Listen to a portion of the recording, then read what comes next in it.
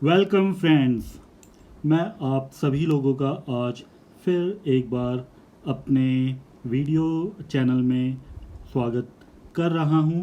और जो मैं आज नया वीडियो आप लोगों के लिए लेकर आया हूं, ये बहुत ही इंटरेस्टिंग, मैं एक सीरीज़ शुरू कर रहा हूं।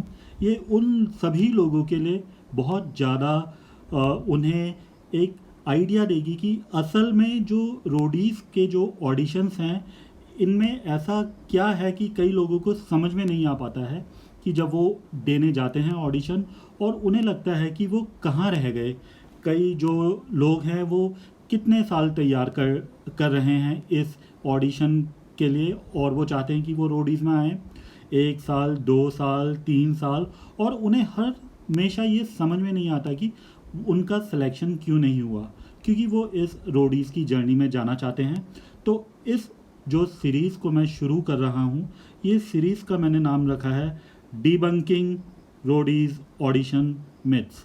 तो इसमें मैं जो भी मिथ्स हैं, जो भी लोगों की धारणाएं हैं कि शायद इसलिए नहीं हुआ या शायद उस लिए नहीं हुआ, ऐसे सभी मिथ्स जो उनके रोडीज़ के ऑडिशन में उनके मन में हैं, उनको मैं डीबंक करूँगा।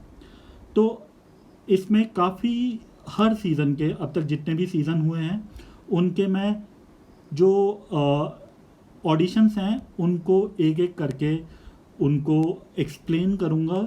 उसके पीछे के जो रीज़न्स हैं, बिल्कुल एक्यूरेट रीज़न्स, कि क्यों जो रोडीज सेलेक्ट हुए हैं वो ऐसा क्या था उनमें कि वो सेलेक्ट हुए, और जो सेलेक्ट नहीं हो पाए वो क्यों सेलेक्ट नहीं हो पाए, और जो होते होते रह गए, बिल्कुल जो मार्जिन केसेस थे, वो कैसे उनको पता चलेगा कि नेक्स्ट साल उनका नेक्स्ट ईयर कैसे हो सकता है। वो सभी मैं इस सीरीज़ में, जिसका मैंने नाम रखा है डीबंकिंग रोडीज़ ऑडिशन मिथ्स, इसमें आपको मैं ये सारी की सारी चीज़ें बताऊंगा, और आशा करता हूँ कि आपको ये सीरीज़ बहुत ज़्यादा पसंद आएगी और आप इसमें मुझे अपने विचार भी ज़रूर शेयर करेंगे कि आपको किस सीज़न के किस रोडी का या किस कंटेस्टेंट का ऑडिशन, उसके बारे में आप मुझसे जानना चाहेंगे कि कैसे मैं उसको ऑडिशन को डीबंक करूं, जो भी मिथ आपके मन में है उसके बारे में। अब बहुत अच्छे अच्छे ऑडिशंस हुए हैं। तो जब मैं इस सीरीज़ की शुरुआत कर रहा था तो मैंने सोचा कि किसका ऑडिशन सबसे पहले लिया जाए। तो मेरे मन में आया कि जो कोई भी ऐसा ऑडिशन लिया जा सकता है जो कि बहुत ज़्यादा, मतलब कह सकते हैं आपको कि बहुत ज़्यादा विस्फोटक हो, जो ऑडिशन देख के ही मतलब आपको एकदम से हो कि अरे ये क्या हुआ इस ऑडिशन में। एक ये विचार था, लेकिन फिर मैंने सोचा कि जो ऑडिशन है इसको मुझे सबसे पहले वहीं से शुरू करना चाहिए जहाँ से जर्नी शुरू हुई, यानी सीज़न फर्स्ट के। और सीज़न फर्स्ट का जो ऑडिशंस हुए थे, मुझे वहीं से जो अपनी सीरीज़ है ये शुरू करनी चाहिए, ताकि एक क्रोनोलॉजिकल ऑर्डर में आपको भी ये क्लियर आइडिया रहे कि कैसे ये जो रोडीज़ जो ये शो है ये कैसे इवॉल्व हुआ है समय के साथ। तो चलिए विदाउट एनी फर्दर एड्यू शुरू करते हैं debunking Roadies audition myths episode 1। तो इस एपिसोड में मैं जो शुरू कर रहा हूँ, ये बात शुरू होती है सन 2003 से, जब हमारा रोडीज़ शुरू हुआ था। उस समय बिल्कुल अलग समय था। जो इसका प्रमोशन हुआ था उसमें ये बताया गया था कि जो भी इसमें आएंगे, जो भी इसका विनर होगा, उसको एक मोटरसाइकिल, जो कि उस समय की बेहतरीन मोटरसाइकिल थी करिश्मा, वो मिलेगी। तो इस सीज़न में सबसे पहले जो हमारा आया था जो ऑडिशन के लिए, उसमें जो हमें देखने को मिले वो थे रणविजय सिंघा। ये एक दिल्ली के कंटेस्टेंट थे और ये दिल्ली से ही ऑडिशन के लिए आए थे। अब क्योंकि ये पहला सीज़न था, बिल्कुल नया शो था, तो उस समय ऑडिशंस इतने टफ नहीं होते थे, पर फिर भी कुछ ऐसी चीज़ें थी, कुछ ऐसे पैटर्न्स थे जो कि शुरुआत से ही हमें जानने को मिले, देखने को मिले कि क्या चीज़ें इन कंटेस्टेंट्स में थी जो आने वाले अगले साल के सीजन्स में जो ऑडिशन जब टफ होते गए तो क्या वो जो पैरामीटर्स थे जो जजेस ढूंढ रहे थे रोडीज़ में, वो हम पहले सीज़न से ही उनको हम समझ सकते हैं। तो जो फर्स्ट सीज़न में सबसे पहले आए थे वो थे रणविजय सिन्हा। अभी उस समय 20 साल के थे। अब देखते हैं कि इनके ऑडिशन में ऐसा क्या हुआ कि ये सेलेक्ट हुए और आगे चलकर इनकी जर्नी काफ़ी अच्छी रही। तो फर्स्ट सीज़न में जब ये आए थे उस समय इन्होंने जस्ट टीनेज अपनी क्रॉस ही की थी। 19 साल से 1 साल ज़्यादा ही लगा था इन्हें, 20 साल के थे, बस एडल्ट ही हुए थे। अब इन्होंने अपने ऑडिशन में बताया कि ये हर समय हंसते रहते हैं। ये कह रहे थे कि आई laugh all the time and I make everybody laugh. तो ये जो एक क्वालिटी है ह्यूमरस, ये बहुत ही अच्छी क्वालिटी है। इसका मतलब है कि जो पर्सन है वो बहुत लाइवली है, वो अपनी आसपास की सराउंडिंग्स को बिल्कुल मतलब हाई एनर्जी में रखता है। वो जोक्स क्रैक करता है जिससे सब लोग बिल्कुल कंफर्टेबल हो जाते हैं। तो ये एक बहुत ही अच्छी क्वालिटी है। तो इससे इनकी जो वाइब है वो भी बहुत अच्छी निकल के आ रही थी, तो इनको एक मेजर प्लस पॉइंट था। फिर जैसे जैसे इनका ऑडिशन आगे बढ़ा, इन्होंने बताया कि एक प्लेयर हैं और इन्होंने बास्केटबॉल को नेशनल लेवल पे खेला है। तो इससे ये भी इनकी जो एक पर्सनालिटी क्या एक जो बहुत अच्छी जो बात निकल के आई वो ये आई कि ये एक प्लेयर हैं।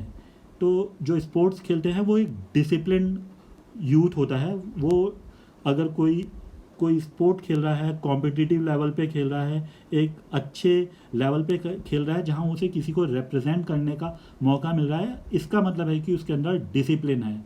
तो इनकी पर्सनैलिटी में ये दो चीज़ें बहुत अच्छी उभर के हमें देखने को मिली कि एक अच्छे ह्यूमरस लाइवली इंसान है और एक डिसिप्लिन पर्सन है क्योंकि स्पोर्ट्समैन है।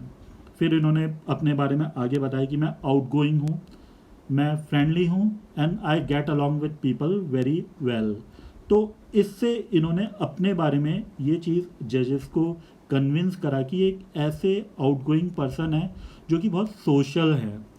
अब क्योंकि रोडीज़ की जर्नी थी, सीज़न फर्स्ट था और जजेस को भी नहीं पता था, किसी को नहीं पता था कि ये जर्नी कैसे अनफोल्ड होगी आगे चलकर, क्योंकि फर्स्ट टाइम कोई ऐसा शो इंडिया में बन रहा था जिसमें कि 40-45 डेज मोटर बाइक्स में एक ग्रुप साथ रहने वाला था और लंबी जर्नी इंडिया की कवर करने वाला था। तो उसके लिए इन्होंने ऑलरेडी अपनी एक जो इनका एक कह सकते हैं कि इनकी एक खूबी थी वो बता दी कि मैं आउटगोइंग हूँ, मतलब घूमने फिरने वाला हूँ और मैं फ्रेंडली हूँ। तो ऑफ कोर्स जो भी ग्रुप में लोग आते उनके साथ इनका दोस्ताना व्यवहार रहता और इन्होंने बोला था कि ये बहुत अच्छे से लोगों के साथ सोशलाइज हो जाते हैं। तो ये इनकी पर्सनैलिटी की एक बहुत अच्छी खूबी निकल कर आई थी। फिर उन्होंने जजेस को ये भी कन्विंस कर दिया था कि हमें 24 घंटे साथ रहना होगा 45 दिन की जर्नी में और आई राइड वेल। तो ये एक बेसिक रिक्वायरमेंट हुआ करती थी उस समय कि जो रोडीज़ आएंगे उन्हें मोटर बाइक राइड करनी ज़रूर आनी चाहिए होती थी। तो ये जो इनकी रिक्वायरमेंट थी शो मेकर्स की, उसमें बिल्कुल खरे उतर रहे थे।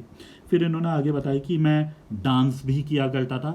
तो ये जो इन्होंने बताया कि इनको इंटरेस्ट है कि ये डांस करें, तो ये तो एक बहुत ही अच्छी मतलब किसी भी व्यक्ति की जो एक बहुत ही अच्छा उसमें कह सकते हैं हम क्वालिटी है कि वो बिल्कुल मतलब एक ऐसी एक्टिविटी में इन्वॉल्व है जो बिल्कुल स्ट्रेस रिलीव कर रही है और उसको एक तरीके से फिजिकल एक्सरसाइज भी हो रही है। इसका मतलब है कि इस एक्टिविटी को जो डांस की एक्टिविटी है इसको करने की वजह से ये जो व्यक्ति है जो भी इसको कर रहा है उसकी पर्सनालिटी कहीं ना कहीं बहुत अच्छी इम्प्रूव हो रही है।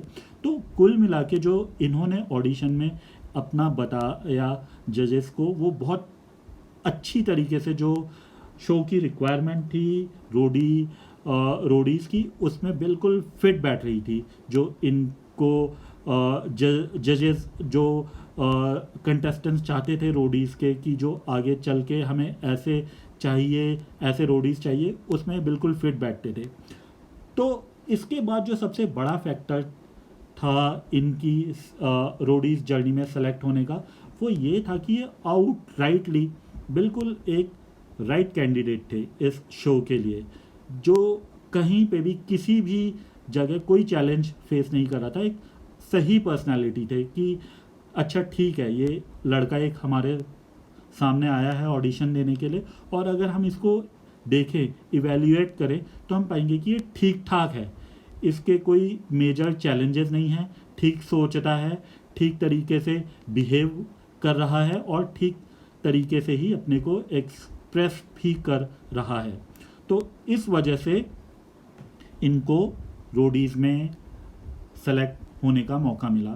फिर जब ये सब बता रहे थे तो ये मिमिक्री भी कर रहे थे, जब ये बता रहे थे कि मैं डांस भी करने में इंटरेस्टेड हूँ, तो अगर मिमिक्री कर रहे हैं इसका मतलब कि चलो ठीक है, जब इवनिंग्स में कुछ फन एक्टिविटी होगी तो ये अच्छे से लोगों को चीयर अप कर सकता है। तो ये कुल मिला के कुछ रीजंस थे कि इनकी पर्सनालिटी अच्छे तरीके से उभर कर सामने आई थी जजेस की। उस समय जो शो बना रहे थे वो रघु थे, तो इनको हमने एक दो बार उस सीज़न में फ़ोन में बात करते हुए देखा था, और उस समय ये इस तरीके से आए थे स्क्रीन में कि ये शो जो बना रहे हैं वो ये ही हैं। तो ये जो पहला वीडियो है ये मैंने आपको ये बताने के लिए बनाया है कि जो एक रोडी है, जो एक बोलते हैं कि जैसे मेड फॉर समथिंग, तो वो रणविजय थे, जो जिनकी बिल्कुल इजी, बिल्कुल स्मूथ कह सकते हैं वो जर्नी थी। तो इसमें इस ऑडिशन में कोई चैलेंज था ही नहीं, ये बिल्कुल क्लियर कट केस था कि एक हमारे पास ऐसा ऑडिशन के लिए एक ऐसा कैंडिडेट आया जो कट आउट है इस रिक्वायरमेंट के लिए। तो इस वजह से ये इनको सक्सेस मिली इस शो के थ्रू। तो ये ही रीज़न था मेनली कि ये सेलेक्ट हुए और आगे चल के ये रोडी भी बने फर्स्ट सीज़न के, और फिर कमिंग सीजन्स में इन्होंने इतने अच्छे तरीके से करियर में शुरुआत में रघु राजीव को असिस्ट किया, फिर ये गैंग लीडर बने, फिर गैंग लीडर के ऊपर भी उनको गैंग लीडर्स को डायरेक्ट करने का इनको जिम्मेदारी मिली। तो ये ही मेन रीज़न था इनकी जर्नी में और इनकी सक्सेस के पीछे, क्योंकि इनको कोई भी, इनको जो इनकी पर्सनालिटी है वहाँ पे कोई भी ऐसा चैलेंज दिखा ही नहीं।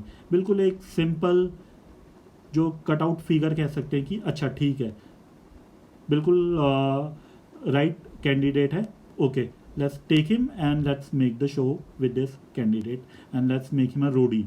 तो ये रीज़न था। अब जो इसके बाद जो इंटरव्यूज़ हैं जिनमें जो कमिंग सीजन्स में काफ़ी बोलते हैं ग्रिल कर रहे थे रघु राजीव, इसके बाद उनको हम एक एक करके लेंगे और देखेंगे कि क्या रीज़न है कि इतने ग्रिलिंग हो रही है, और क्या ये जो जज हैं ये कैंडिडेट में क्या चीज़ जज कर रहे हैं। अभी फर्स्ट सीज़न के एक दो और मैं जो ऑडिशन है वो लूँगा और आपको बताऊँगा कि ये क्यों बहुत फर्स्ट सीज़न के ऑडिशन बहुत सिंपल से थे, क्यों इनमें इतना किसी को मतलब मिथ्स नहीं रहे इसके बारे में कि क्या हुआ, क्योंकि इनकी ग्रिलिंग नहीं हुई थी। तो ये वीडियो मैंने इसीलिए बनाया था क्योंकि सीज़न की शुरुआत, इस सीरीज़ की शुरुआत मैंने सोचा कि जो फर्स्ट सीज़न है उसी के जो रोडीज़ हैं, एक्स रोडीज़, उन्हीं से की जाए। जो कमिंग सीजन्स थे जहाँ पे इंटरव्यूज़ टफ होते गए, और आज के समय में तो ये एक तरीके से पहेली जैसी बन गए हैं कि असल में जो जजेस हैं वो क्या ढूंढ रहे हैं। वो जैसे एक एक करके हम आगे बढ़ेंगे, उन सारे के सारे मिथ्स को मैं डिबंक करूंगा और आपको एक क्रिस्टल क्लियर पिक्चर आपको क्लियर समझ में आ जाएगी कि अगर आप इस ऑडिशन में जाते हैं तो आपको क्या करना है और क्या मिस्टेक्स हर कॉज पे अवॉइड करनी है, ताकि आपका जो इंटरव्यू हो, ऑडिशन हो, इतना परफेक्ट जाए कि कभी आप देखें या कोई भी आपका जानने वाला देखे उसे अच्छा लगे कि बहुत अच्छा ऑडिशन दिया इन्होंने। तो मैं अपने ऑडिशन जो काफ़ी टफ थे उनको एक एक करके उनको एक्सप्लेन करूँगा कि क्या हुआ उस ऑडिशन में। तो यहीं पे मैं अब इस वीडियो को समाप्त करना चाहूँगा। आप बने रहिए मेरे साथ और मैं जल्दी ही मिलता हूँ आपसे अगले वीडियो में। See you in the next video and please like and share this video and subscribe to my YouTube channel. Thank you.